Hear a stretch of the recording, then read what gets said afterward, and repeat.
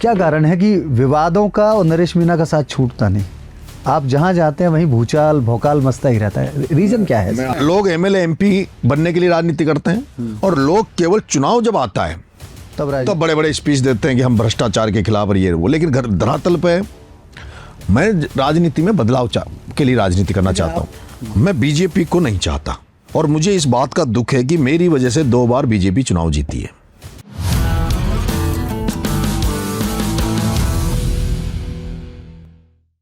पर आप एक चीज आप सोचिए कि 200 सीट है, 200 पे 600 राजनेता कम से कम राजस्थान में है। ऐसा क्या कारण है कि नरेश मीणा ही हर किसी के लिए खतरा बन जाता है? क्या कारण है कि विवादों का और नरेश मीणा का साथ छूटता नहीं? आप जहां जाते हैं वहीं भूचाल भौकाल मचता ही रहता है, रीजन क्या है?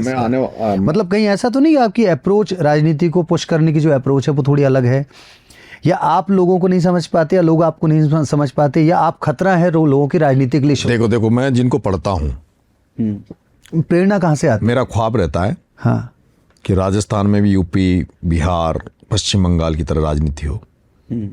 राजस्थान में जो लोग कुंडली बनाकर बैठे हैं, जो नेता जो अनपढ़ हैं, जिन राजस्थान की राजनीति में जो मैंने देखा है यहाँ, ज्यादातर नेता ऐसे ज्यादातर जो केवल यहाँ एमएलए और एमपी बनने के लिए राजनीति करते हैं। ठीक है। उनमें कोई विजन नहीं है कि वो बदलाव की राजनीति करें। उनमें कोई विजन नहीं है। वो एमएलए एमपी बनते हैं, एमएलए एमपी का फंड का पैसा उन्होंने सड़क के दे दिया, हेडपंप लगा दिया, लेकिन उनका एक भी आप मुझे नेता बता दो राजस्थान में जिसने कोई आश्रम खोल रखा हो, जिसमें बच्चों को पढ़ा रहा हो। एक भी नेता बता दो जिसने शिक्षा पर काम किया हो।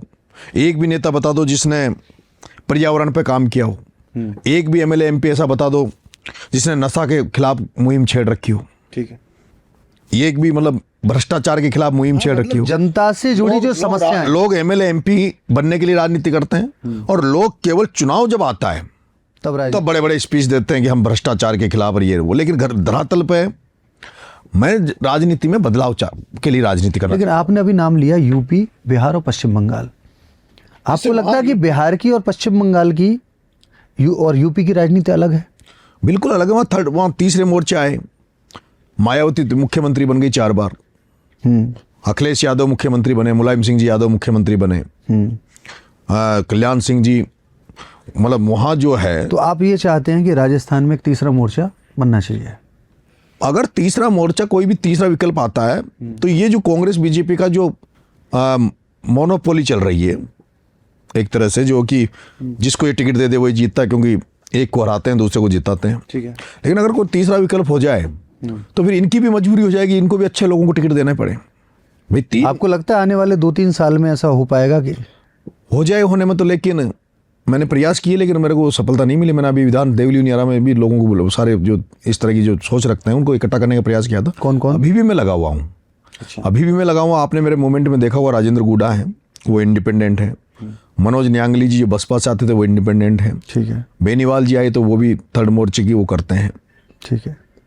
अभी मेरी बात चली है, अभी जब मैं अनशन से उठा हूँ तो अभी मेरी बेनीवाल जी से बात हुई है। अब हम लोग बैठ के एक बार बात करेंगे टेबल पे और उसका एक पूरा खाका तैयार करेंगे। अगर उसमें मेरे को लगता है वो, क्योंकि मैं अपनी बात रखूंगा, वो उनकी तो उसमें कितना क्या है मैं चाहता हूं, लेकिन मैं बीजेपी को नहीं चाहता और मुझे इस बात का दुख है कि मेरी वजह से 2 बार बीजेपी चुनाव जीती है। मेरी वजह से छबड़ा में बीजेपी चुनाव जीती। अगर मैं नहीं लड़ता तो वहां चुनाव नहीं जीतती।